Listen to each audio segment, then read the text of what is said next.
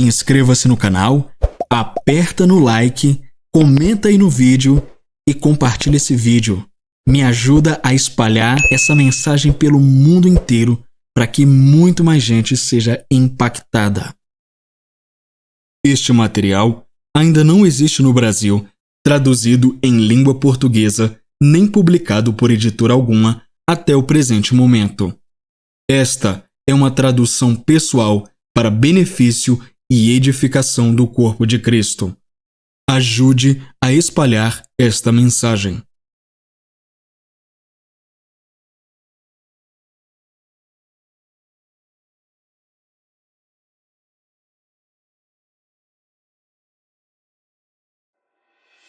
Opa!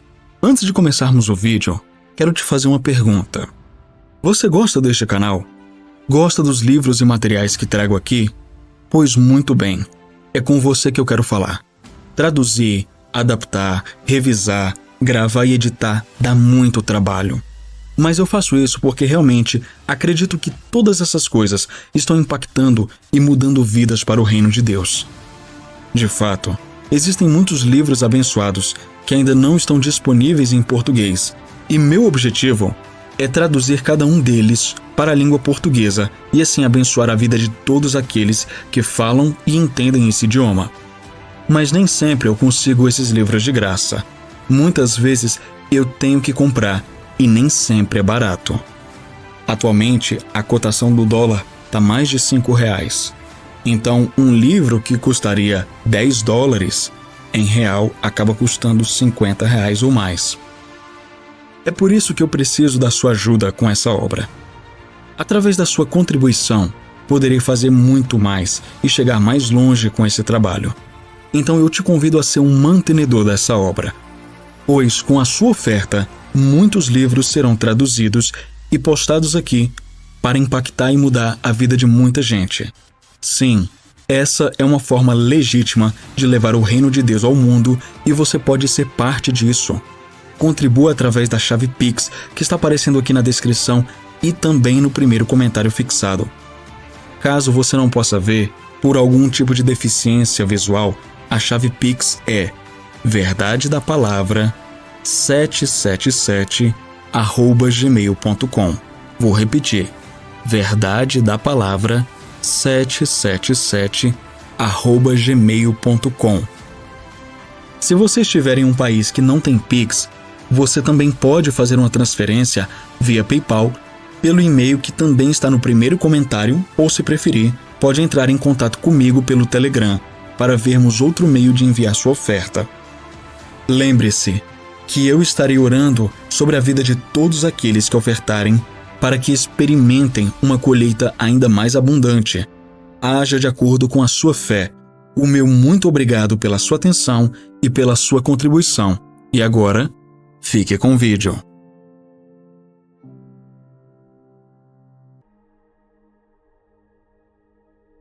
Quando Deus visita você.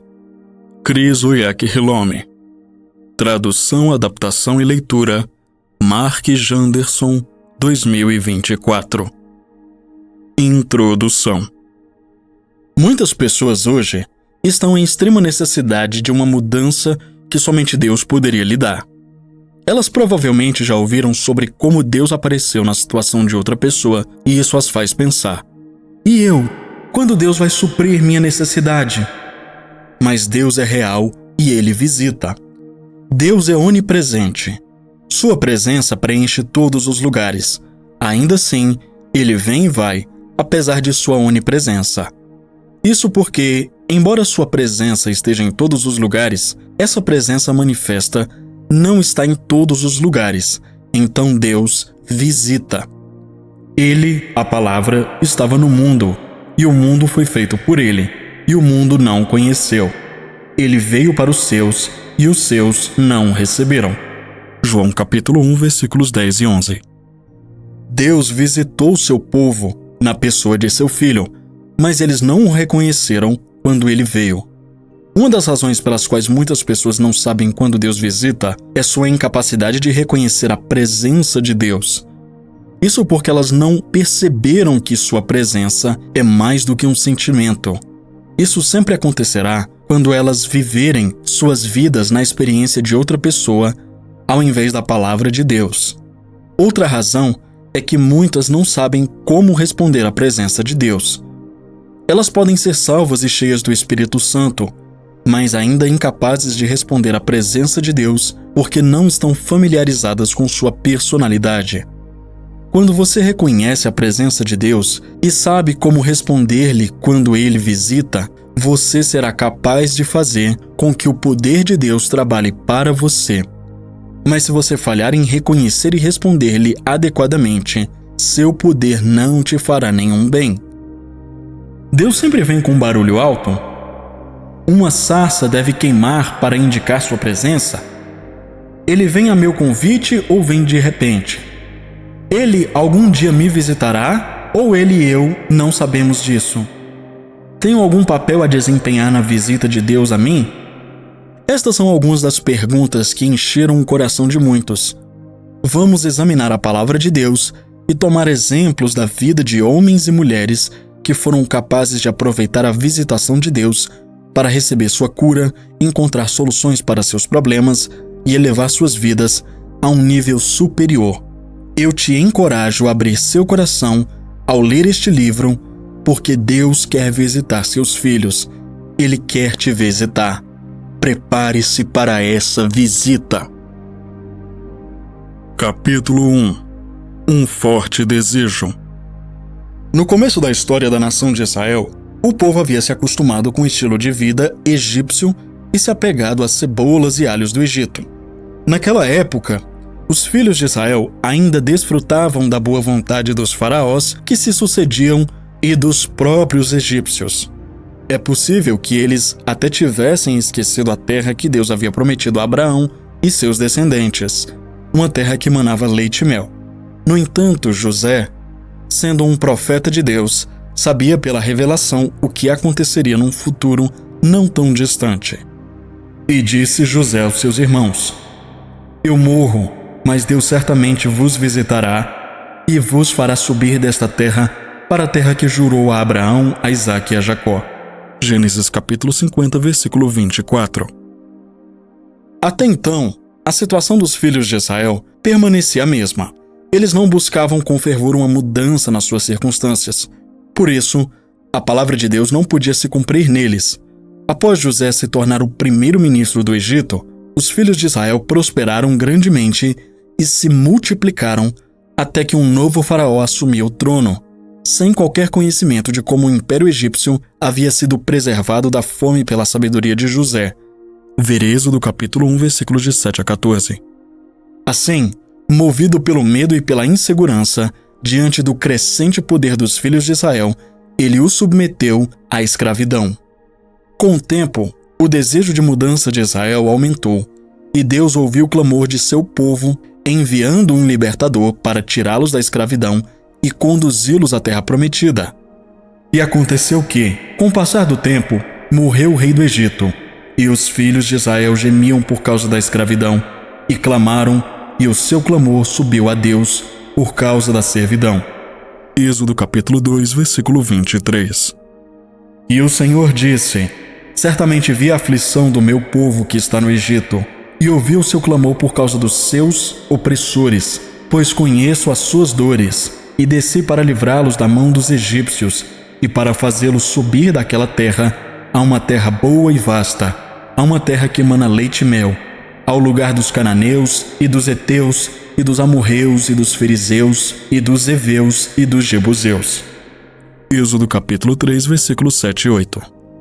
Então o Senhor chamou Moisés e disse: Vem agora, e eu te enviarei a Faraó, para que tires o meu povo, os filhos de Israel, do Egito. Êxodo capítulo 3, versículo 10. A presença de Deus veio como resultado do forte desejo de mudança deles em relação à sua situação. Há também outra história inspiradora sobre uma mulher no livro de 1 Samuel capítulo 1, versículos de 1 a 21, chamada Ana. A história de Ana revela o caráter, a fidelidade e a bondade de Deus. Ana não tinha filhos, pois era estéril. Ela estava nessa situação havia muitos anos e nenhum médico podia ajudá-la. Ela sabia que somente Deus poderia reverter sua condição. O poder humano não tinha condição para o que ela enfrentava.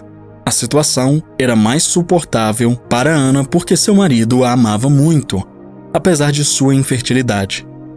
Além disso, ele sempre lhe dava uma porção especial da oferta para sacrificar a Deus em Siló, o local de adoração anual. Em certa ocasião, enquanto a família seguia para adorar e oferecer sacrifícios em Siló, sua rival Penina provocou-a por causa de sua condição. Isso a deixou profundamente triste e desesperada e seu semblante caiu. Dessa vez, os esforços de seu marido para animá-la não tiveram efeito. Quando chegaram a Siló, seu desejo por um filho era tão intenso que a Bíblia diz: "E ela, com amargura de alma, orou ao Senhor e chorou abundantemente." 1 Samuel capítulo 1, versículo 10. Agora, Ana tinha um desejo forte por uma mudança. Quando Deus te visita, a primeira coisa que você vai notar é um desejo intenso por transformação. Há uma promessa de uma vida em um nível mais alto para você, independentemente de onde você esteja atualmente. A palavra de Deus é a promessa dele para você, um lugar de descanso. Quando você permite que ele te visite, ele te leva até lá. Você precisa da visitação de Deus para avançar a esse novo nível de vida, mas antes é preciso ter esse desejo. Você é filho de Deus, mas tem um inimigo, o diabo, que fará de tudo para te impedir de receber o que é seu por direito. Você quer uma mudança? Quer que o poder do reino de Deus produza resultados na sua vida? Então, seu coração precisa estar sedento. É preciso estar transbordando de um desejo intenso. Um desejo forte é essencial na vida. Um anseio verdadeiro por mudança é o ponto de partida. E entendeu Davi que o Senhor o confirmara como rei sobre Israel e que exaltara o seu reino por amor de Israel, seu povo. 2 Samuel capítulo 5, versículo 12. Não é incrível? Davi já era rei havia anos, mas um dia, enquanto estava sentado no trono, percebeu que Deus de fato o havia estabelecido como rei sobre Israel e exaltado o seu reino. Tenho certeza de que algo parecido já aconteceu com você. Estava procurando uma caneta para usar e, de repente, percebeu que havia uma no seu bolso o tempo todo. Às vezes, você não tem algo, mas por falta de desejo verdadeiro por aquilo, talvez nem se dê conta de que precisa. De repente, a necessidade surge em sua mente e, a partir daí, seu desejo por aquilo começa a crescer. Ana provavelmente já tinha inventado várias desculpas em seu coração sobre sua condição, pensando: "O Deus de Abraão vai me visitar um dia." Ela deve ter tentado se consolar, achando que estava tudo bem, exceto pelo fato de não ter um filho. Mas chegou um momento em que ela não suportava mais. Como Davi, ela percebeu que precisava de um milagre. Ela sabia que não queria viver o resto da vida sem um filho. O mesmo aconteceu com os filhos de Israel no Egito. Não foi até o momento em que eles não tinham mais o suficiente para comer e os chicotes dos capatazes egípcios estavam batendo em suas costas que a promessa de Deus veio à mente deles. Êxodo capítulo 2, versículos de 23 a 25. Eles se deram conta de que uma terra melhor os aguardava, onde todas as coisas boas da vida estariam disponíveis livremente e onde não seriam mais escravos. Às vezes, vemos cristãos em uma situação desesperadora como a de Ana, mas eles falham em perceber isso. Têm uma grande necessidade em suas vidas, mas não se dão conta dela. Até que a necessidade se torne evidente para eles, talvez nunca reconheçam a solução nem a desejem. Quer uma mudança? É preciso cair a ficha de que Deus preparou algo melhor do que o lugar onde você está agora. O primeiro passo para o seu milagre é ficar insatisfeito com o seu estado atual. Deus está à sua porta. Quando você percebe que tem um forte desejo de mudança, então Deus está à sua porta. Esse desejo intenso é a resposta da alma humana a Deus, enquanto ele bate à porta do seu coração. Há algo especial na alma humana quando a sua alma clama com um desejo ardente. Deus responde imediatamente a esse clamor. Deus disse: "E será que, antes que clamem, eu responderei. estando eles ainda falando, eu os ouvirei. Isaías 65, versículo 24. Alimente seu desejo. O que você faz com seu desejo? Vamos aprender com Davi. Davi tinha uma excelente reputação de buscar a presença de Deus. O próprio Deus o chamou de um homem segundo o seu coração. 1 Samuel capítulo 3, versículo 14. Ó Deus, Tu és o meu Deus. De madrugada te buscarei. A minha alma tem sede de Ti. A minha carne te deseja, numa terra seca e sedenta, onde não há água, para ver a Tua força e a Tua glória, como te vi no santuário. Salmo 63, versículos 1 e 2. Davi disse: Eu tenho um forte desejo dentro de mim para ver o Teu poder, ó Deus. Ele não sentia fome e sede de comida e bebida. Ele tinha fome e sede de ver o poder de Deus. Se você não observar atentamente suas palavras, pode pensar erroneamente que ele simplesmente acordou um dia com esse desejo, sem ter feito nada ou sem nenhum esforço da sua parte. O segredo desse anseio e desejo por Deus está no versículo 6 do mesmo capítulo, onde ele diz: Quando eu me lembro de Ti na minha cama, eu medito em Ti nas vigílias da noite. Salmo 63, versículo 6. Consegue ver isso? Mesmo quando ele ia para a cama, não esquecia de Deus. Ele pensava em Deus o dia todo e à noite, meditando na sua palavra. Não era um pensamento casual. Não. Era um pensamento consciente e certamente exigiu esforço da parte dele. Ele cultivava e nutria deliberadamente seu desejo por Deus. Você pode alimentar seu desejo para que ele cresça ou sufocar esse desejo. Quando esse desejo intenso vier ao seu coração, cuide dele, alimente-o e não permita que nada o tire de você. Deixe esse desejo crescer cada vez mais forte. Você também vai perceber que, quando tem um desejo profundo por algo, mais informações sobre aquilo começam a surgir para você. Então, você buscará respostas em Deus. Se você tem um desejo forte, deixe-o agir em você, não o afaste. O temor do ímpio virá sobre ele, mas o desejo dos justos será concedido. Provérbios capítulo 10, versículo 24. Com o desejo, metade da batalha já está vencida, mas é sua responsabilidade cultivá-lo. Jesus disse: Bem-aventurados os que têm fome e sede de justiça, pois serão satisfeitos. Mateus capítulo 5, versículo 6. A razão de serem abençoados, bem-aventurados, é porque serão satisfeitos. A presença de Deus chega exatamente onde há sede e fome de mudança, conforme a palavra, bem na porta do seu coração. Não procure um sinal. Deus nem sempre chega com alarde. Nem sempre vem com luzes brilhantes. Por isso, algumas pessoas não reconhecem sua presença quando ele aparece. Muitas vezes, ele deixa pequenos sinais e se você não estiver desejando sua presença, pode não perceber quando ele se manifesta. E ele disse: Sai e põe-te neste monte perante o Senhor. E eis que o Senhor passava, e um grande e forte vento fendia os montes, e quebrava as penhas diante do Senhor. Porém o Senhor não estava no vento.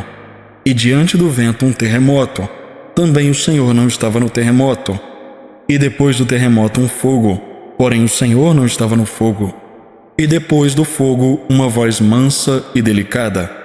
E sucedeu que, ouvindo a Elias, envolveu o rosto na sua capa e saiu, e pôs-se à entrada da caverna. E eis que veio a ele uma voz que dizia: Que fazes aqui, Elias? 1 Reis capítulo 19, versículos de 11 a 13. Quando Deus encontrou-se com Elias, grandes sinais foram manifestados, mas Deus não estava em nenhum deles. Houve um vento forte, um terremoto e um fogo. Deus nem sempre vem com pompa e esplendor. Às vezes ele se aproxima de forma simples e incomum. O importante é reconhecer sua presença. Jacó teve um sonho e, ao acordar, disse: Certamente o Senhor está neste lugar e eu não sabia. Gênesis capítulo 28, versículo 16. Ele percebeu que Deus o havia visitado enquanto dormia, e ele nem chegou a acordar. Não espere um sinal para reconhecer a presença de Deus. Esteja sempre preparado para receber de Deus a qualquer momento. Essa é a atitude vencedora. Não pare. Ana poderia ter pensado: não posso ir ao templo agora. Vou orar amanhã. Vou para casa. Mas ela não perdeu tempo. Ela orou imediatamente, com lágrimas e com todo o seu coração. Ela não desistiu. Ela foi em frente com o seu desejo, entregando-se de corpo e alma a ele. José incentivou seus irmãos a manterem a promessa de Deus viva em seus corações e a se fortalecerem com o pensamento de uma terra melhor. E José disse a seus irmãos: Eu morro, mas Deus certamente vos visitará e vos fará subir desta terra para a terra que jurou dar a Abraão, a Isaque e a Jacó. E José fez os filhos de Israel jurarem, dizendo: Deus certamente vos visitará, e então levareis os meus ossos daqui. E morreu José, da idade de 110 anos, e o embalsamaram e o puseram num caixão no Egito. Gênesis capítulo 50, versículos de 24 a 26. Sendo profeta de Deus, ele sabia que os filhos de Israel passariam por tempos difíceis. Não desistam, não se desesperem, pois Deus nos prometeu uma terra melhor, e Ele é fiel às suas promessas. Essa poderia ser a essência de sua mensagem de despedida. Imagino que eles devem ter olhado para ele em total espanto, pensando: sair daqui? Do que ele está falando? Esse lugar é ótimo. Há fome em todo lugar. Mas quando se tornaram escravos dos egípcios, as palavras de José começaram a fazer sentido para eles. Foram essas palavras que os encorajaram durante os 400 anos de escravidão. No caso de Jacó, após muitos anos de autoexílio em uma terra estrangeira, ele queria voltar para casa. Ele estava vivendo com seu tio, mas agora queria começar uma nova vida com sua própria casa, com sua própria família. Talvez você esteja morando com um tio ou amigos e queira o seu próprio lar. Foi exatamente assim que Jacó se sentiu. Ele queria uma mudança, e esse desejo surgiu porque Deus estava batendo à sua porta. Ana também estava desesperada com sua situação. Então você vê que não está sozinho. Quando Deus bate à sua porta e esse desejo brota em você, não tente suprimir ou sufocar isso. O que você realmente deve fazer é construir, nutrir e constantemente alimentar esse desejo. Eu sei que você está lendo este livro porque tem um desejo por Deus. Seu desejo é o primeiro passo, mas ainda há muitas outras coisas a fazer. É por isso que estou compartilhando com você esses pensamentos. Não pare agora. Deixe seu desejo te levar ao ponto em que você possua aquilo que tanto deseja. Deus ama visitar seus filhos e Ele quer visitar você. Capítulo 2. O espírito de oração vem até você. Quando surge um desejo intenso de mudança, vem junto uma forte vontade de orar. Um peso pela oração começa a se desenvolver à medida que o Espírito de Deus te guia para o lugar de transformação. Clame por isso. Agora, há um desejo dentro de você, mas é necessário chamar o objeto desse desejo. O clamor da sua alma por uma mudança atrai a presença de Deus, que anseia responder à sua oração. À medida que você clama em oração, Ele te responde. Assim como seus amigos, por mais próximos que estejam, respeitam sua presença e aguardam por seus convites e respostas, o Senhor é ainda mais amigável e cortês. As Escrituras declaram que Ele é um amigo mais chegado que um irmão. Se você o convida para a sua situação, por meio da oração e da fé, Ele honrará esse convite. Muitas vezes as pessoas se perguntam por que devem orar. Você precisa entender que Deus deu ao homem autoridade completa no mundo físico. Ver Gênesis capítulo 1, versículo 26 e Salmos capítulo 115, versículo 16.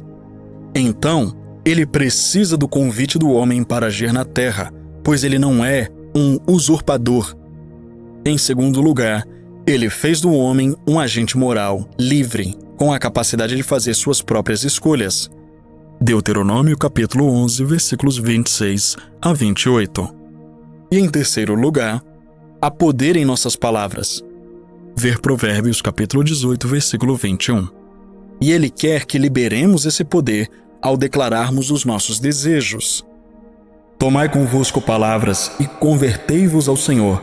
Dizei-lhe, tira toda a iniquidade e aceita o que é bom, e ofereceremos como novilhos os sacrifícios dos nossos lábios. Oséias capítulo 14, versículo 2. Suas palavras são importantes para ele.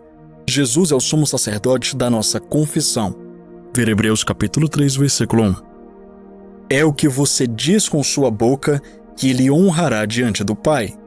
Reserve um tempo para se afastar do mundo, de todas as distrações, e ore de acordo com a palavra dele. Dedique-se à oração, voltando sinceramente o coração para Deus. Então Ana se levantou, depois que comeram e beberam em Siló, e Eli, sacerdote, estava assentado numa cadeira, junto a um pilar do templo do Senhor.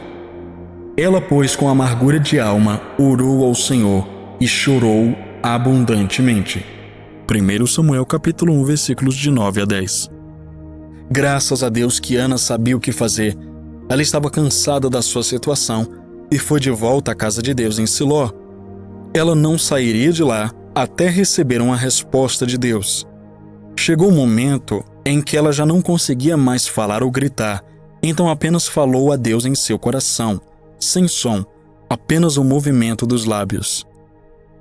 Essa não era uma oração para que os outros escutassem. Era um clamor direto para Deus, vindo do fundo de sua alma. Até mesmo o sumo sacerdote, que estava observando aqueles que entravam na casa de Deus, equivocadamente pensou que Ana estava embriagada e acusou disso na sua frente. E Eli lhe disse: até quando estarás embriagada? Aparta de ti o teu vinho. Mas Ana respondeu e disse: não, meu senhor, eu sou uma mulher atribulada de espírito. Nem vinho nem bebida forte tenho bebido, mas tenho derramado a minha alma perante o Senhor. Não tenhas, pois, a tua serva por filha de Belial, porque da multidão dos meus cuidados e do meu desgosto tenho falado até agora. 1 Samuel capítulo 1, versículos de 14 a 16. Orar com o coração não significa que você está orando por 20 horas. Não tem a ver com a duração do tempo gasto, mas sim com o impacto do tempo dedicado. O tempo que você passa em oração deve mexer com você, deve te influenciar e transformar. Você sabia que pode alcançar muito em 5 minutos de oração do que outros poderiam alcançar em 10 anos? Quando a oração vem do seu coração, eu te digo, em 5 minutos, as próprias paredes desse quarto podem começar a vibrar com o poder de Deus. Ainda assim, dedicar um tempo prolongado em oração é essencial para um impacto espiritual mais profundo. A oração fervorosa, de coração, contínua, de um justo, pode muito em seus efeitos, dinâmica em sua operação. Tiago capítulo 5, versículo 16, versão ampliada. A oração que vem do fundo do coração é aquela que possui poder dinâmico. É quando o seu homem interior estende as mãos e clama a Deus. Seja específico. Ana foi específica em seu pedido a Deus. Ela não pediu apenas uma criança. Ela pediu especificamente um filho homem. 1 Samuel capítulo 1, versículo 11. Foi assim que ela recebeu o milagre dela. É impressionante saber que muitos anos de esterilidade não turvaram sua mente. Ela sabia exatamente o que queria. Você também precisa ser específico em seu desejo. Esse é o único caminho para alcançar o seu milagre. Nunca seja vago diante de Deus. Lembre-se de que Ele está ali, ouvindo você e pronto para realizar o desejo do seu coração. Traga suas fortes razões. Jacó estava em alto exílio havia muitos anos, pois temia a ira de seu irmão Esaú, por ter enganado e tomado sua primogenitura e bênção. Agora Jacó estava a caminho de casa para reencontrar seu irmão, mas o medo e a ansiedade enchiam seu coração. Para evitar uma possível destruição completa de seus bens e família, dividiu tudo em 2 grupos e os enviou à sua frente. Quando todos já tinham partido, a Bíblia relata que ele ficou completamente sozinho e foi então que Deus o visitou. E Jacó ficou só, e lutou com ele um homem até o romper do dia. Gênesis capítulo 32, versículo 24. Enquanto Jacó estava sozinho, um homem lutou com ele. Mas, se não compararmos as Escrituras, podemos pensar que simplesmente apareceu alguém e lutou com ele. Não, o homem que lutou com ele era o anjo do Senhor. Quando não temos a imagem completa em um único trecho da Escritura, é útil comparar outras passagens, especialmente do Novo Testamento, para entender plenamente a mensagem. Por isso, o apóstolo Pedro disse: sabendo primeiramente isto, que nenhuma profecia da Escritura é de particular interpretação. 2 Pedro capítulo 1, versículo 20. Por exemplo, Gênesis 5, versículo 24 diz: e Enoque andou com Deus, e não apareceu mais porque Deus o tomou para si. Para entender o que realmente aconteceu, precisamos ir ao Novo Testamento. Hebreus capítulo 11, versículo 5. Ali, vemos que o verdadeiro sentido é: Enoque não foi encontrado morto.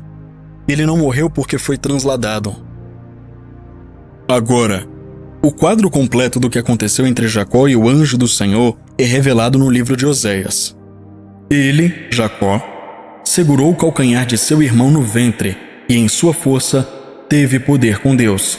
Sim, teve poder sobre o anjo e prevaleceu. Chorou e suplicou a ele, encontrou-o em Betel e ali falou conosco. O Senhor, o Deus dos exércitos, o Senhor é o seu memorial. Oséias capítulo 12, versículos de 3 a 5. O anjo que apareceu a Jacó era, na verdade, o Espírito Santo. Essa foi uma das manifestações do Espírito Santo no Antigo Testamento.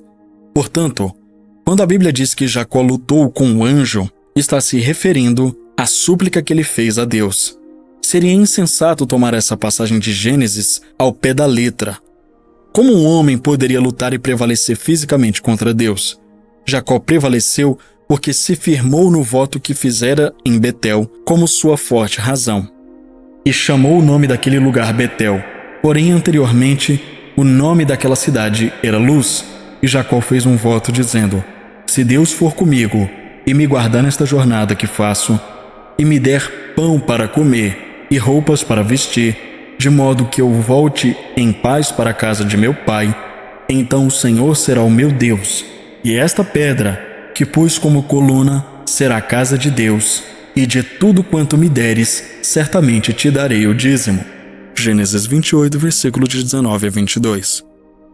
Ao iniciar sua jornada para fora de sua terra natal, Jacó fez um voto a Deus.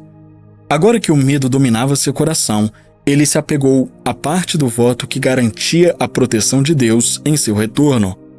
Sabia que Deus sempre honra os votos, e como já havia cumprido sua parte, dando dízimo de tudo que possuía, Deus estava comprometido a cumprir sua parte no acordo.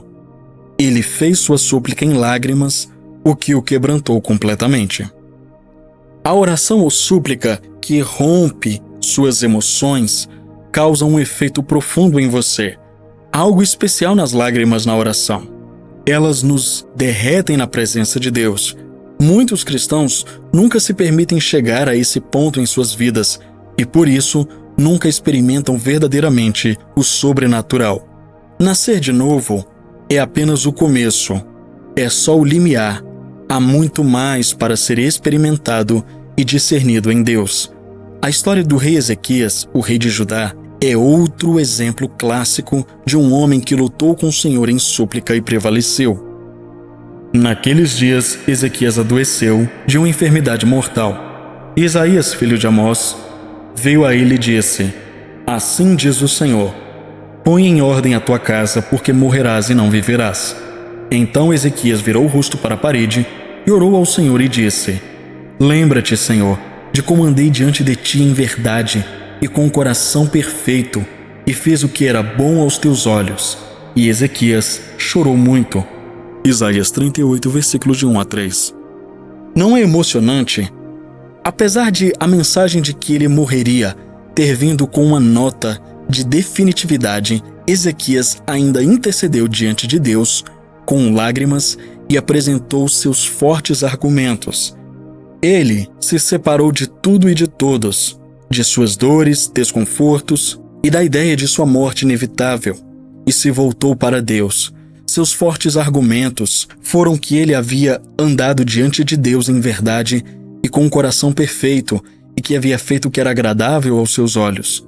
O que aconteceu em seguida é simplesmente incrível. Deus interrompeu o profeta a caminho de volta e lhe disse para retornar a Ezequias. Então veio a palavra do Senhor a Isaías, dizendo: Vai e diz a Ezequias: Assim diz o Senhor, o Deus de Davi teu pai. Ouvi a tua oração, vi as tuas lágrimas, e eis que acrescentarei aos teus dias 15 anos. Isaías capítulo 38, versículos 4 e 5. Aleluia! Você tem feito súplicas a Deus ultimamente? A presença de Deus tem te envolvido enquanto você apresenta os seus fortes argumentos? Apresentai o vosso caso, diz o Senhor. Trazei as vossas fortes razões, diz o rei de Jacó. Isaías 41, versículo 21. Se isso aconteceu com você, então foi o espírito de oração que veio sobre você. Isso significa que você está no caminho do seu milagre. Sua oração deve estar fundamentada na palavra de Deus, na provisão que Ele fez em Cristo. Caso contrário, seus argumentos não serão fortes o suficiente para atrair a atenção dele. Deus sempre honrará a palavra dele quando ela for declarada com fé através da sua boca. Os demônios tremerão, as situações se dobrarão. Por quê?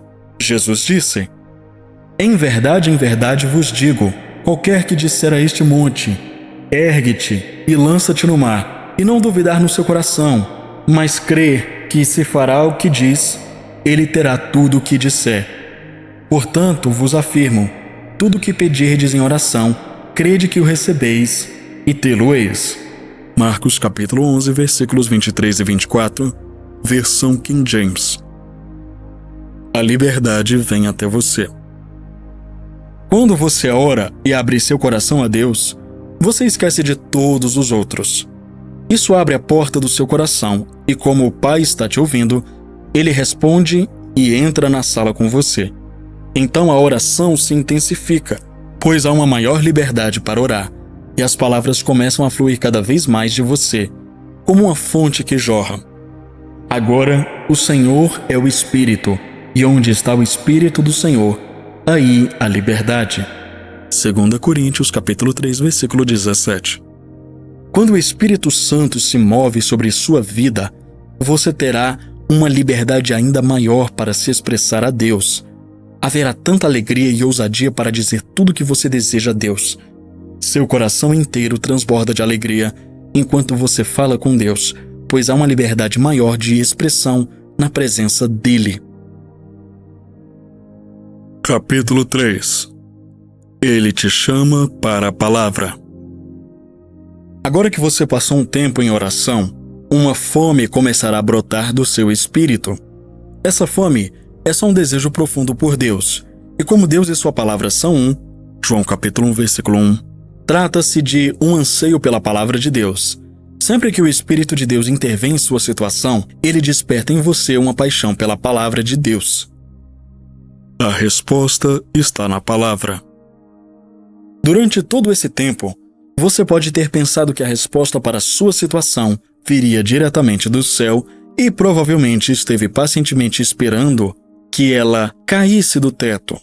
Mas quando você está espiritualmente alerta à palavra de Deus, descobre que ali estão as respostas para todas as suas perguntas. A Bíblia contém a solução para os problemas, necessidades e desejos da humanidade. Se você tem uma Bíblia, você é abençoado. Deus sempre nos direcionará de volta ao livro, a Bíblia, e mostrará a solução independentemente das experiências emocionantes que possamos ter em sua presença. Experiências, sentimentos e sinais não transformam uma pessoa, porque sinais por si só não têm o poder de mudar ninguém. Apenas palavras têm essa capacidade. Não importa o que você veja ou vivencie na vida. Isso não mudará você ou sua situação. Os filhos de Israel viram fogo e fumaça no Monte Sinai e ouviram Deus falar do meio do fogo. Eles ficaram com medo e recuaram, mas isso não os transformou. Logo após essas manifestações grandiosas, ainda murmuraram e desobedeceram a Deus. Somente palavras podem transformar uma pessoa, e isso porque o homem e palavras são feitos da mesma substância. O homem é um ser espiritual, e as únicas matérias-primas capazes de penetrar em seu espírito e se misturar à sua essência são as palavras. Jesus disse: "O espírito é o que vivifica, a carne para nada aproveita. As palavras que eu vos digo são espírito e são vida." João capítulo 6, versículo 63. Conheça seu mestre. Não vos deixarei órfãos, voltarei para vós. João capítulo 14, versículo 18. Antes desse momento, Jesus havia dito aos seus discípulos que logo os deixaria, e isso os encheu de tristeza. Ele era o seu mestre, consolador, curador, a resposta para todas as dúvidas deles. Ele era tudo para eles. Agora, dizia que iria embora e que eles não poderiam acompanhá-lo. Sabendo da angústia em seus corações, Jesus os tranquilizou, dizendo que era melhor para eles que ele fosse, pois de outra forma o Consolador não viria. João capítulo 16, versículo 7. Ele explicou que ainda tinha muitas coisas para ensinar a eles, mas que naquele momento não seriam capazes de compreender, porque eram mistérios que só poderiam ser discernidos ou entendidos espiritualmente. Mas o Consolador que viria não apenas falaria com eles, mas habitaria dentro deles, revelando esses mistérios diretamente aos seus espíritos. João capítulo 16, versículos 12 e 13.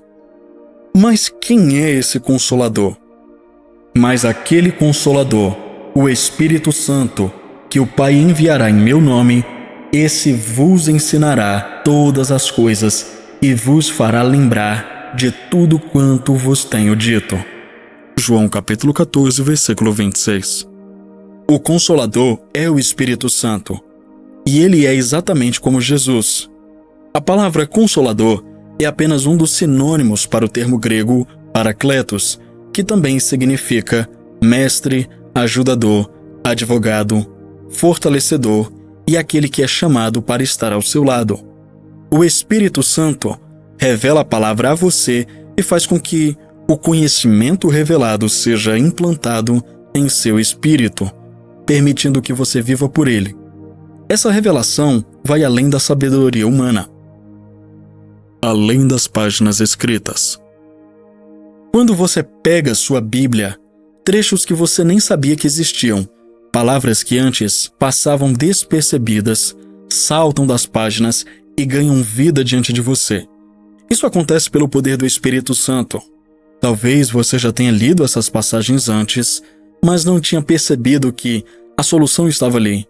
Agora, pelo Espírito, você sabe quando, onde e como praticar a palavra para alcançar o seu milagre. Você simplesmente tem a convicção de que o seu desejo já está realizado. Agora você vive a palavra além das páginas escritas. Tudo na sua vida é reorganizado para se alinhar à vontade de Deus. Você se torna imparável, invencível, vivendo a vida vitoriosa e sobrenatural para a qual Ele chamou cada um de seus filhos. E aí, tá gostando do vídeo até aqui? Tá gostando do audiolivro? Muito bem, então deixa o seu like, deixa o seu comentário daquilo que tá fazendo a diferença na sua vida, compartilha com alguém. Aproveite também e siga a gente lá no Instagram, @verdadedapalavra_. O link do Instagram tá aqui na descrição e no primeiro comentário fixado.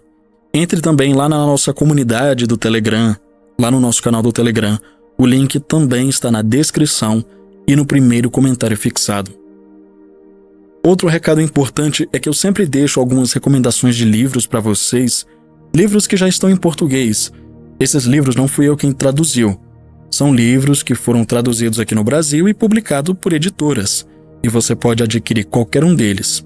Então dá uma olhada, tá bom? E agora vamos continuar com o vídeo. Capítulo 4. O campo de força. Agora que você passou tempo em oração e o Espírito de Deus revelou a resposta para a sua situação por meio da sua palavra, a próxima coisa que você perceberá é um campo de força ao seu redor. Esse campo de força é o Espírito Santo, que é o poder de Deus. Ele envolve você por completo em todos os lugares que você for. E aconteceu que, num daqueles dias, enquanto ele ensinava, estavam sentados ali fariseus e doutores da lei, vindos de todas as aldeias da Galileia, da Judeia e de Jerusalém, e o poder do Senhor estava presente para curá-los. Lucas capítulo 5, versículo 17. Esses homens eram altamente instruídos na lei, mas estavam ali no meio da multidão para ouvir Jesus ensinar, procurando brechas em suas palavras para poderem acusá-lo. O que eles não sabiam era que algo estava no ar enquanto Jesus ensinava. O poder do Senhor estava presente para curá-los. O campo de força do Espírito Santo. Isso pode acontecer com você em qualquer lugar que você vá. Esse poder de Deus pode fluir pela sua vida se você desejar. Você não precisa pagar nada por isso. Basta olhar para Deus e andar na sua palavra. Recuse viver uma vida comum, porque você tem uma vida sobrenatural. Algo extraordinário pode acontecer a qualquer cristão que abre o coração para Deus. Esse campo de força é o novo ar que você respira. É o poder que você agora experimenta na sua vida. Ele cria um ambiente fresco, cheio do Espírito ao seu redor.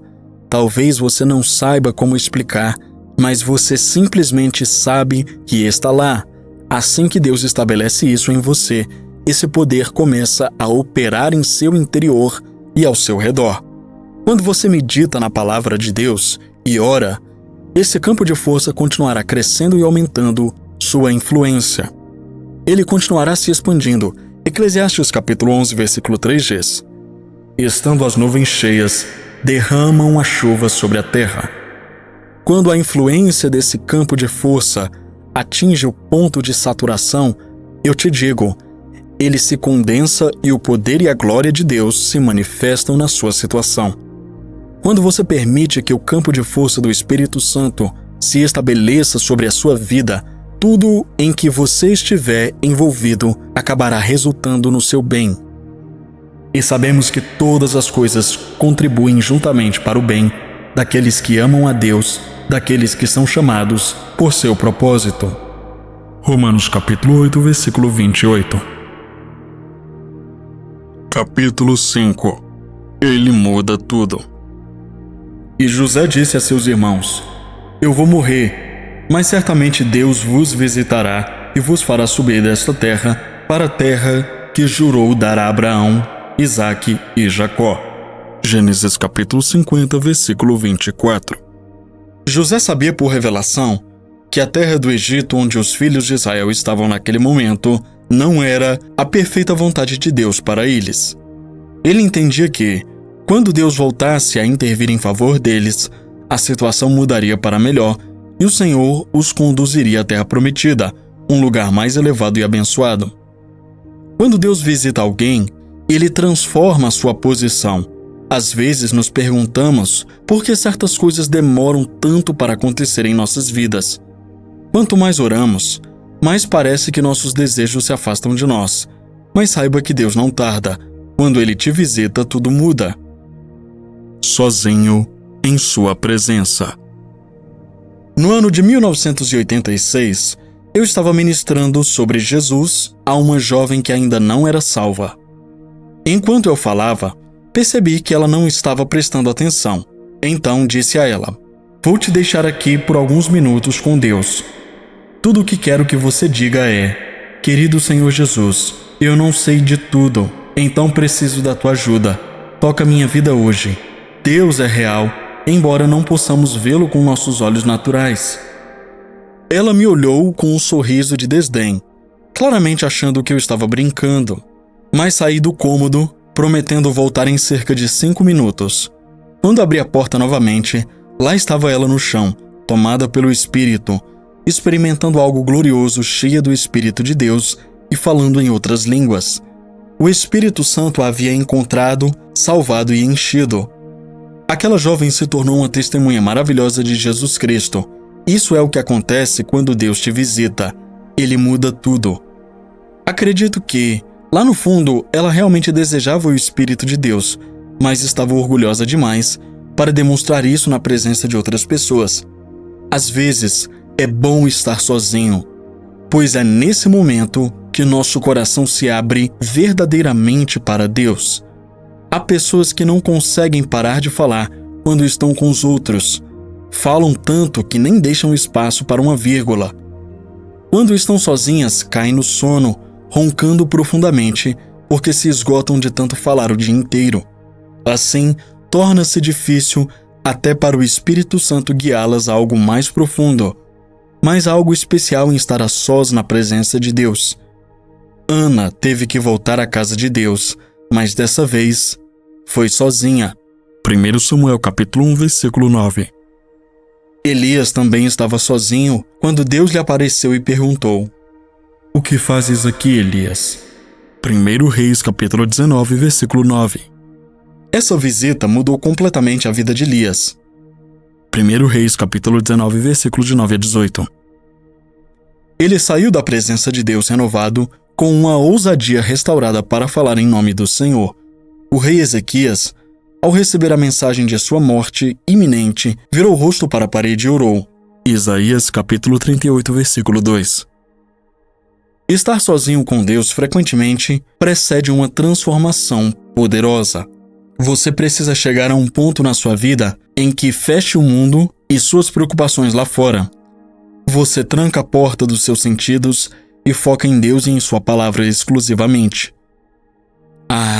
Eu gosto de orar assim com frequência. Fecho a porta, afasto todo mundo e tudo mais, até ficar sozinho na presença de Deus.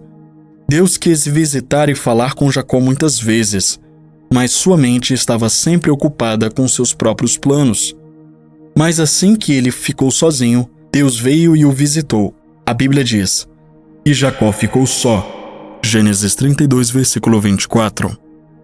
Além da súplica que ele fez a Deus, algo mais aconteceu que mudou sua vida para sempre.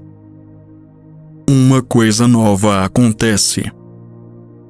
O anjo de Deus, lembre-se que este é o Espírito Santo, teve que descolar o osso da coxa de Jacó. Mas, apesar desse desconforto, Jacó ainda se agarrou firmemente a ele. E ele, o anjo do Senhor, disse: "Deixa-me ir, porque já rompeu o dia." E ele, Jacó, disse: "Não te deixarei ir, se não me abençoares." E ele lhe disse: "Qual é o teu nome?" E ele respondeu: "Jacó."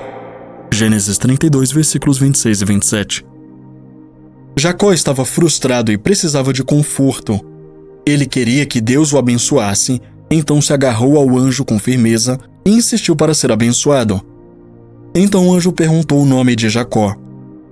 Por que você acha que ele pediu o nome dele? Eu acredito que Deus não precisava que Jacó se apresentasse. Ele só queria que ele se enfrentasse. Queria que ele percebesse onde estava o seu problema. Quando Deus lhe fez essa pergunta, Jacó de repente se deu conta de que era um trapaceiro. A Bíblia diz: "Quanto ao ímpio, as suas iniquidades o prenderão, e com as cordas do seu pecado será detido." Provérbios 5, versículo 22. Oséias 8, versículo 7 diz: "Porque semearam vento e colherão tufão." Jacó sabia que era hora de pagar caro por sua enganação, porque Esaú era um homem implacável. Além disso, quando ouviu que Esaú vinha com 400 homens, seu coração desmaiou dentro dele. Não seria possível para Deus abençoá-lo, pois ele havia sido um enganador, um trapaceiro, um golpista. Por isso, ele estava tão apavorado. O pecado destrói a fé e a substitui por medo. É como aconteceu com Adão e Eva, quando pecaram contra Deus no jardim ao comerem o fruto proibido. Deus desceu como sempre fazia para ter comunhão com eles, mas eles se esconderam. Quando Deus o chamou, Adão respondeu do seu esconderijo: ouvi a tua voz no jardim e tive medo porque estava nu e me escondi. Gênesis 3, versículo 10. E ele estava com medo. O medo sempre chega ao homem quando ele peca. Então, pela primeira vez, Jacó percebeu que estava vivendo de acordo com o seu nome. Por isso Deus teve que mudar o seu nome antes de poder abençoá-lo. E disse-lhe: não se chamará mais o teu nome Jacó, mas Israel, pois como príncipe lutaste com Deus e com os homens e prevaleceste. E Jacó perguntou, dizendo: rogo-te, revela-me o teu nome. E ele disse: por que perguntas o meu nome? E abençoou-o ali. E Jacó chamou o nome daquele lugar Peniel, porque disse: vi a Deus face a face, e a minha alma foi salva. Gênesis capítulo 32, versículos 28 a 30. Quando Deus mudou o nome de Jacó, sua vida foi completamente transformada e ele recebeu a bênção que tanto desejava. Isso lhe deu confiança, ousadia, e sua culpa e medo iniciais desapareceram completamente. Quando Deus te visita, coisas novas estão certas para acontecer. Ele muda as coisas. Capítulo 6. Ele ordena suas bênçãos. Oh, quão bom e quão suave é que os irmãos vivam em união. É como óleo precioso sobre a cabeça, que desce sobre a barba de Arão, e que desce a orla das suas vestes, como o orvalho do Hermon, que desce sobre os montes de Sião, porque ali o Senhor ordena a bênção e a vida para sempre. Salmos 133, versículos de 1 a 3. Ao observarmos mais atentamente o versículo 3, percebemos que Davi estava falando sobre a unção do Espírito Santo. Ele comparou a unção ao orvalho do Hermon. De acordo com a Bíblia, o Monte Sião e o Monte Hermon são, na verdade, o mesmo lugar. E tomaram a sua terra em possessão, e a terra de Og, rei de Bazã, 2 reis dos amorreus, que estavam deste lado do Jordão, para o nascente do sol, desde Aroé, que está à margem do rio de Arnon, até o Monte Sião, que é Hermon. Deuteronômio capítulo 4, versículos 47 e 48. Ao estudar sobre o Monte Hermon, descobri que ele sempre está coberto de orvalho, de manhã ao meio-dia e à noite. Esse orvalho constantemente mantém o monte úmido o tempo todo. Se você subir o monte pela manhã, verá que ele está molhado, como se tivesse havido uma chuva forte na noite anterior, embora, na verdade, não tenha caído nenhuma gota de chuva. É o orvalho contínuo que o mantém sempre úmido. Agora, a Bíblia diz em Salmo 133 que a unção desce sobre nós como o orvalho do Hermon, como o orvalho que desce sobre os montes de Sião. E o versículo ainda acrescenta: porque ali o Senhor ordena a bênção e a vida para sempre. Essa comparação poderosa nos lembra que a presença do Espírito Santo é constante e renovadora, assim como o orvalho do Monte Hermon, trazendo vida, bênção e frescor espiritual. O efeito da bênção.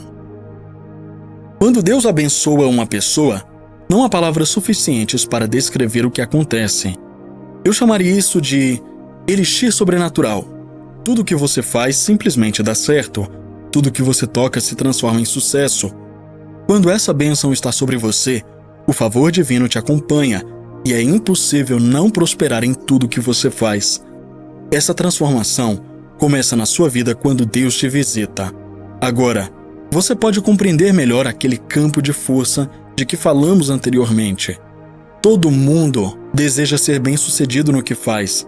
Talvez seja por isso que algumas pessoas recorreram a amuletos ou simpatias para tentar alcançar sucesso. Há quem chegue a viajar para outros países em busca desses objetos. No fundo, todos querem algo sobrenatural que possa abrir portas em qualquer lugar. Quando a unção de Deus repousa sobre você, como o orvalho do Hermon, seus efeitos vão além da compreensão humana. Tudo que você toca começa a prosperar, porque essa unção opera continuamente. Quando Deus libera a palavra de bênção sobre a sua vida, ela repousa sobre você como um orvalho, trazendo prosperidade em todos os aspectos. Isso vem da presença do Senhor. Quando Ana orou, ela ativou esse campo de força ao seu redor, Foi nesse momento que o sacerdote de Deus a abençoou, dizendo: Vai em paz, e o Deus de Israel te conceda a tua petição que lhe pediste. 1 Samuel capítulo 1, versículo 17. O campo de força que a cercava atraiu a bênção de Deus. O orvalho de Deus desceu sobre ela, e ela foi abençoada. Ana deu à luz um filho e o chamou de Samuel. Mas não parou por aí. Cumpriu seu voto, levando o menino à casa de Deus. Depois ela voltou para casa e teve mais filhos, mesmo depois de ter sido chamada de estéril. Glória a Deus! A esterilidade pode tocar sua vida de várias formas. No seu negócio, no seu corpo, nos seus estudos, ou até mesmo na sua família. Mas quando Deus te visita, não importa quantas pessoas torcem contra você, elas não terão outra opção senão assistir ao seu avanço, enquanto você sobe os degraus do sucesso e da vitória, porque Deus decretou a bênção dele sobre você. Aleluia! É uma nuvem do Espírito Santo. A bênção de Deus também pode ser descrita como uma nuvem divina que repousa sobre você quando ele se move em sua vida. Essa nuvem te acompanha aonde quer que você vá, criando uma atmosfera favorável para tudo que você fizer. Lembre-se da nuvem que seguia os filhos de Israel quando saíram do Egito. O Senhor ia adiante deles, de dia numa coluna de nuvem, para os guiar pelo caminho, e de noite numa coluna de fogo, para os alumiar, para que caminhassem de dia e de noite. Êxodo capítulo 13, versículo 21. Ora, irmãos, não quero que ignoreis que nossos pais estiveram todos sob a nuvem e todos passaram pelo mar, e todos foram batizados em Moisés, na nuvem e no mar. 1 Coríntios capítulo 10, versículos 1 e 2. Essa mesma nuvem está com você hoje. Deus não quer que você enfrente nada sozinho. Eu aprendi o segredo do que estou compartilhando com você há muito tempo. Descobri que isso funciona em qualquer situação, em todas as áreas da vida. Funciona nas suas finanças, na sua família, na sua saúde e em tudo mais o que você colocar às suas mãos. O segredo é permanecer debaixo da nuvem de Deus.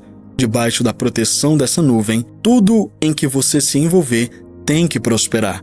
Permita que a bênção de Deus repouse sobre você hoje. Deixe que esse campo de força do Espírito seja ativado com poder em sua vida. Nada pode te parar quando você está debaixo da cobertura divina. Bênção irrevogável. Outro ponto muito importante que você precisa entender é que a bênção de Deus é irreversível. Quando Deus te abençoa, Ele não deseja revogar nem interromper essa bênção. Você está abençoado para sempre. Eu amo o que Isaac disse a Esaú depois que Jacó o enganou e tomou a bênção. Então estremeceu Isaac de um estremecimento muito grande e disse: Quem, pois, é aquele que apanhou a caça e me trouxe-a? E eu comi de tudo antes que tu viesses, e o abençoei, e ele será abençoado. Gênesis 27, versículo 33. A tradução da Bíblia Viva expressou isso ainda melhor. Já comi a caça e abençoei Jacó com uma bênção que não pode ser revogada. Isaac declarou que não podia mudar o que havia feito porque a palavra já tinha sido liberada e ninguém podia anulá-la. Era impossível reverter essa bênção e a Bíblia registra que Esaú chorou amargamente sem encontrar forma de desfazer a situação. O rei Balaque dos Moabitas estava apavorado com a possibilidade de ser invadido pelos filhos de Israel, que eram invencíveis em batalha. Ele sabia que havia uma força invisível conduzindo e prosperando aquele povo e que precisava amaldiçoá-los para ter alguma chance de vencê-los. Então, mandou chamar Balaão, um profeta conhecido, para amaldiçoar Israel. Porém, quando Balaão chegou perto do acampamento dos israelitas, em vez de maldições, saíram bênçãos de sua boca. Depois de várias tentativas frustradas, ele finalmente declarou: Eis que recebi ordem de abençoar. Ele abençoou, e eu não posso revogar. Certamente não há encantamento contra Jacó, nem adivinhação contra Israel. Números 23, versículos 20 e 23. Saiba disso. Toda maldição que estava sobre a sua vida foi transformada em bênção no dia em que Deus entrou na sua história. Quem tenta te amaldiçoar agora coloca a si mesmo em risco, porque foste chamado para isso, para que possais herdar uma bênção. 1 Pedro capítulo 3, versículo 9. Toda arma forjada contra ti não prosperará, e toda língua que se levantar contra ti em juízo, tu a condenarás. Esta é a herança dos servos do Senhor, e a sua justiça vem de mim, diz o Senhor. Isaías 54, versículo 17. Qualquer tentativa de te destruir será completamente inútil. Não permita que ninguém te engane. Você é um abençoado de Deus, e isso ninguém pode mudar. Capítulo 7. Você se torna uma bênção. Quando Deus ordena sua bênção sobre você, essa bênção te acompanha e faz de você uma bênção para o mundo ao seu redor. Todas as pessoas e tudo que estiver associado a você também serão abençoados. Você precisa entender que Deus não patrocina fracassados. Com a bênção dele sobre a sua vida, não há mais possibilidades de você falhar. Só o fato de você estar presente em um lugar já faz com que a bênção de Deus recaia sobre tudo ali. Você se torna um pacote de poder, um canal de bênção. Suas palavras deixam de ser comuns. Elas são capacitadas para trazer resultados, para produzir transformações. Um dia, Deus chamou Abraão e deu a ele uma instrução clara para deixar a sua terra natal. Ele disse: "E farei de ti uma grande nação, e te abençoarei, e engrandecerei o teu nome, e tu serás uma bênção. Abençoarei os que te abençoarem, e amaldiçoarei os que te amaldiçoarem, e em ti serão benditas todas as famílias da terra." Gênesis capítulo 12, versículos 2 e 3. Isso é profundamente inspirador. Deus não se limita a te abençoar.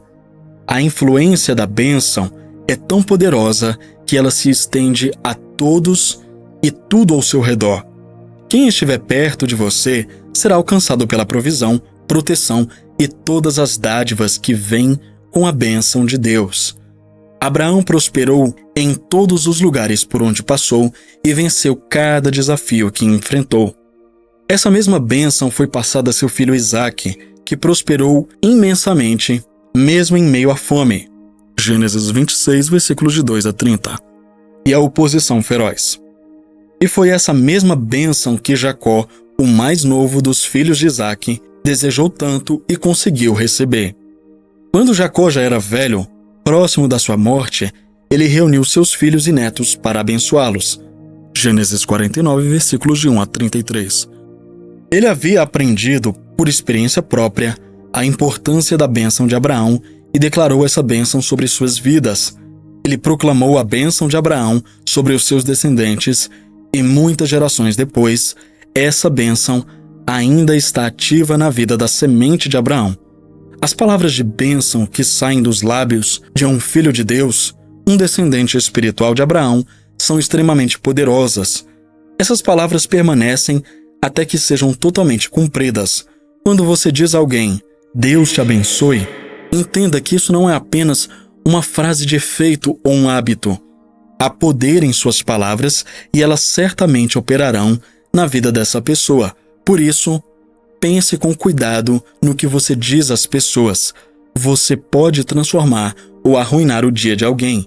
Quando a bênção de Deus repousa sobre você, sua vida entra no caminho da vitória.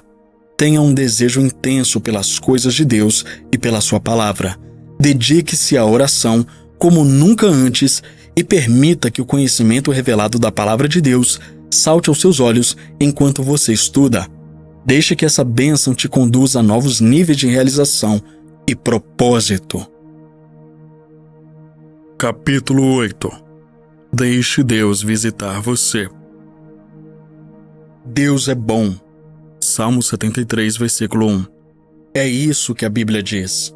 Mas isso é diferente de dizer, Deus é um Deus bom. Deus é muito mais do que um Deus bom. A bondade é o seu caráter. Faz parte da sua natureza ser bom. A visitação de Deus é algo real e Ele deseja impactar nossas vidas de maneira especial porque nos ama. O amor de Deus é indescritível.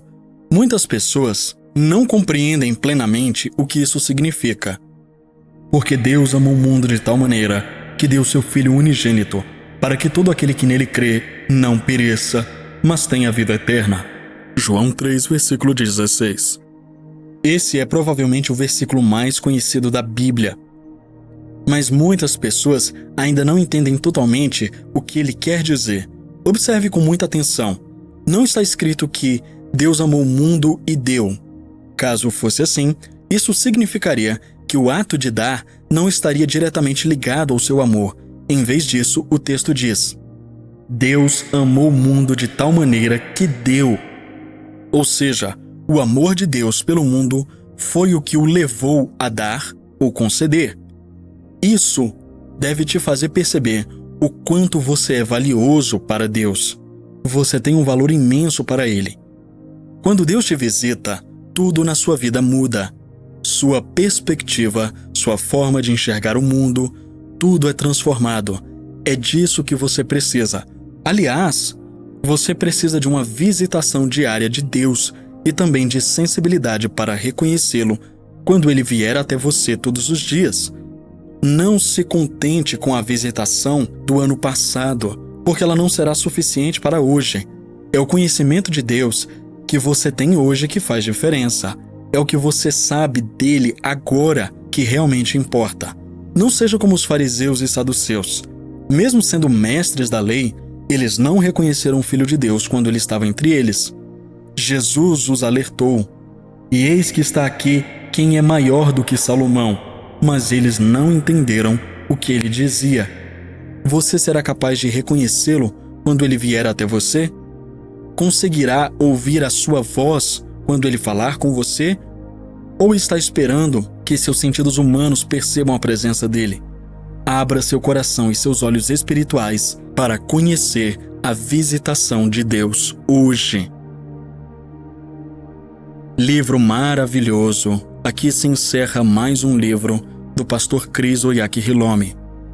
E para você que chegou até aqui, antes da gente encerrar o vídeo, eu quero convidar você a conhecer 2 livros que ainda não terminaram, mas estão neste canal. Quer dizer, se você está assistindo até a data desse vídeo, pode ser que eles ainda não tenham terminado, mas se você tiver assistido posteriormente, provavelmente eu já terminei de postar toda a série. Um livro é Oração Intercessória, de Dutch Sheets, e o outro livro é Os Mortos São Ressuscitados. É muito importante que você conheça essas 2 obras, um livro sobre oração e o outro sobre ressurreição. Infelizmente, a igreja, e eu falo muito da igreja brasileira, é muito pobre nesse assunto. Eu falo a igreja de modo geral, mas eu sei que é aqueles irmãos, aqueles líderes, aquelas pessoas, aqueles grupos que ainda fazem aquilo que a Bíblia realmente manda fazer, aqueles que ainda creem certo. Mas de modo geral, infelizmente, essa não é a realidade. Por isso, se você é novo nesse canal, caiu nesse vídeo de paraquedas, eu te convido a conhecer esses livros. E se você está aqui pela primeira vez, seja muito bem-vindo e inscreva-se no canal. Deixe o seu like, deixe o seu comentário, compartilhe o vídeo também. Isso é muito importante porque ajuda o canal a crescer. Falando no crescimento do canal, também é importante que você contribua através das suas ofertas. Estou falando de contribuição financeira. Sim, nós ainda precisamos disso. Ainda é necessário dinheiro nos dias de hoje, não é verdade? Porque através da sua contribuição eu consigo traduzir mais materiais. Nem sempre eu encontro de graça, como você viu na mensagem do começo desse vídeo. Então, eu tenho que comprar, dá muito trabalho para traduzir, dá muito trabalho para fazer tudo isso que você vê. Tudo isso que eu faço aqui no YouTube dá bastante trabalho, mas eu faço com prazer porque eu creio nessa obra e eu creio que isso está alcançando e impactando a vida de muita gente. Então contribua com aquilo que você pode. Se você pode com mais, contribua com mais. Se você pode com menos, mas faça com fé. Amém? Conheça também o nosso canal 2, que é um canal de meditação. Sim, lá vão ter muitas confissões, principalmente as confissões do pastor Chris, que é o autor deste livro aqui. Então, entre lá, se inscreva no canal caso você não seja inscrito, deixe o seu like, o seu comentário. Siga a gente também lá nas redes sociais, lá no Instagram, segue lá, @verdade da palavra _ e também entre na comunidade do Telegram. O link de todas essas coisas está aqui no primeiro comentário fixado e também na descrição do vídeo. E para provar que você chegou até aqui, eu quero que você comente assim: eu abro a minha vida para a visitação de Deus. Vou repetir para você entender. Eu abro a minha vida para a visitação de Deus. Escreva assim nos comentários. Eu vou ficando por aqui e até uma próxima.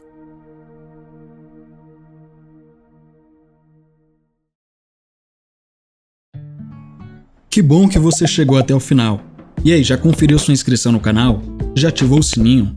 Se você ainda não é inscrito, não perca o seu tempo e se inscreva agora. Também deixa o seu like, porque isso ajuda muito o canal e faz com que esse conteúdo alcance mais pessoas.